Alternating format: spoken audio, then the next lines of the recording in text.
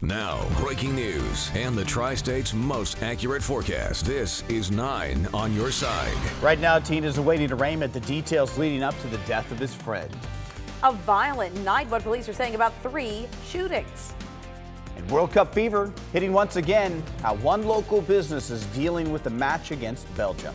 Good morning. We'll have those stories and much more in just a moment. But first, let's check in with Larry. That's right. He's got 9 first warning weather for us. And the forecast shows, Larry, a chance for those severe storms. Those will be later today and into the evening. Yes, there is that chance. For this morning, you're heading out the door with some rain showers, generally on the north side of the 275 loop, Butler County, Warren County, right there along I-71. You're about to get some heavier rain there around Lebanon and heading off to the east and near Wilmington. And there is a rumble of thunder in there, although you can see the lightning strikes not all that impressive at just 2 in the last hour. But just be aware that they are out there and maybe some wet roads to deal with. As we head through the day, though, we'll see a break from the rain 10 o'clock to noon, although it will be very humid and steamy. Temperatures up to 86 by noon today, back up to near 90 for a high today. And as we head toward 3 o'clock, 4 o'clock in the afternoon, back into some thunderstorms developing. And some of those, yes, could be strong to severe, with gusty winds and hail being the main threat. So we start off July with a slight risk of severe weather and a high near 90. Gets better tomorrow and through the rest of the week. And the weekend forecast looks like perfect timing.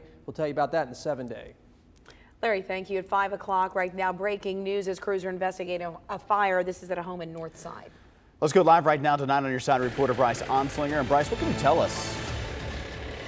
Well, Chris and Catherine, right now fire crews are cleaning up the scene. That fire happened just a little bit over an hour ago. It actually happened up the hill from where we are here on Fir Tree Court. They're keeping us back from the scene because of how narrow the street is. Let's take a look at some video that was shot just a little bit after fire crews arrived. Not on Your Side was first on the scene of this fire, and firefighters tell us that 2 people and 1 dog were in the house, and everybody did make it out okay. So that's the good news. No injuries in this fire, but that home is a total loss. Now, preliminary investigations from the fire department, they say that they believe the fire started in the kitchen. Now, 2 different fire companies were actually in the area. They saw smoke as they were driving down Hamilton Avenue headed to another fire that was not a very big deal. So they were diverted to this fire, and that's when they got here and saw heavy flames coming from the left side of the house. And again, that home is a total loss. Now, a fire investigator is on scene to determine the exact cause of that fire. But again, nobody injured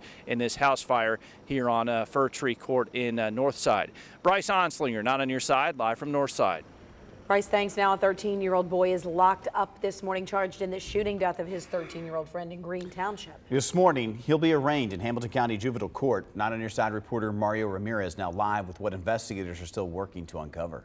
Chris, Catherine, this morning, investigators say they're still not sure if the boy knew that revolver was loaded when they were playing with it. When the teen appears in juvenile court, he'll be facing 2 felonies, reckless homicide and theft. The victim, Hawken Hemmerly, was shot in the head while he and at least 1 other teen were playing with a loaded gun. Hemmerly's Facebook page says he was to be a student at Oak Hills High School soon. Police say the 13-year-old died Monday afternoon while he and another friend played with a handgun that was stolen from another friend's house.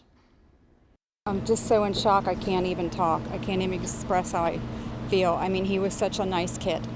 You know, I loved him to death. And they're not doing very good right now. I just pray for the family. Well, police believe the gun was stolen sometime within 24 hours of the shooting. Parents are not expected to be charged in this case. The suspect will be arraigned at 9 o'clock this morning. Mario, thank you. And new this morning, it was a violent night across the Tri-States. 3 shootings. We start with the first as a teenager recovers after being shot in Coleraine Township. Police say he was shot in the back around 1 o'clock near Dunraven and Wheatfield. Police have not arrested anyone, but we'll update you as soon as we get more information. Cincinnati police, meantime, responded to 2 other shootings overnight. The first in Walnut Hills at Gilbert and Lincoln just after 11. Police were then called to Ray Street and Over the Rhine a few minutes later. Police are still working on the motives behind those shootings, and the victims are expected to be okay. A Tri-State school teacher is going to be in court this morning charged with sexual battery. Police say that Michael Johnson had sexual conduct with a high school student in May. His arraignment is set for 9 a.m. Today, we're also set to learn whether Nigel Pitts is competent to stand trial. He's charged in the murder of 68-year-old Lee Henley. Police say that Pitts stabbed Henley in his Avondale apartment in May.